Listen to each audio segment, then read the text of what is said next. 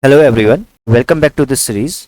Today we will look what different kind of data types are in Python. We have categorized these data types general categories. First one is numeric. Within numeric, there come integer, float, complex. Integer data type is used to represent any number, any whole number without any floating point. Float data type is used to represent any floating point number. Then there comes complex. Complex data type supports any number in this form, real part, imaginary part. For example, we can see 2 plus 3j. The 2 is real part, 3 is imaginary part. The next comes is sequence. Within sequence, string, list and a tuple data types are there. Strings are collection of characters. Python does not have any character data type.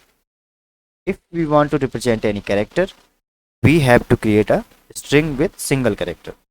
Strings can be created using these quotes, single quotes, double quotes or triple quotes. Then there comes list. Lists are ordered collection of elements.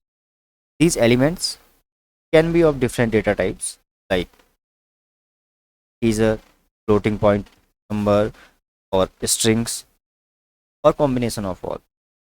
Lists are represented using these brackets. Then there comes tuple. Tuple are similar to list. There is only one minor difference that tuple are immutable. We cannot change. We cannot modify tuples. Then there comes set. Set is unordered collection of elements where there is no duplication. It will contain only unique elements. Then there comes dictionary. Dictionary is used to represent unordered collection of key value pairs. As in the example we can see 1 is key, hello is value, 2 is key, bye is value. Whenever we want to fetch any data based on its key, we will use dictionary data type.